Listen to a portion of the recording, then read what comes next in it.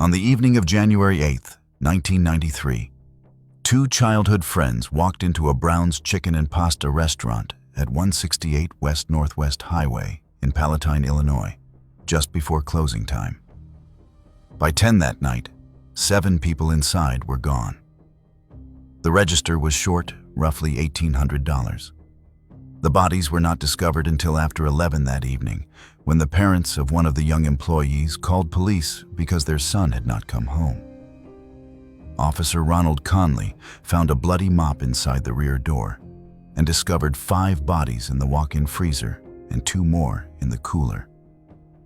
21 rounds had been discharged.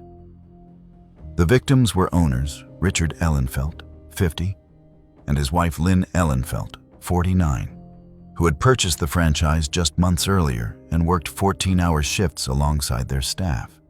The employees taken that night were Guadalupe Maldonado, 46, the restaurant's cook and entier, Mexican immigrant Thomas Menace, 32, and Marcus Nelson, 31, both of Palatine, and 2 Palatine high school students working part-time who had been filling in for co-workers at a basketball game.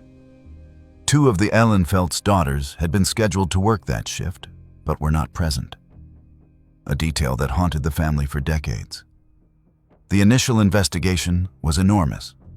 Over 100 investigators from multiple agencies worked the case. Thousands of tips poured in. A $100,000 reward was posted. But there was one piece of evidence that would prove more important than all of it combined. Forensic investigator Dr. Jane Homeyer noticed that a single chicken dinner had been purchased at 9:08 that evening, the final transaction recorded on the register, and its remains sat in a trash can while every other can in the restaurant was empty. She preserved the chicken bones in a freezer, but DNA technology in 1993 was not advanced enough to analyze the saliva on those bones.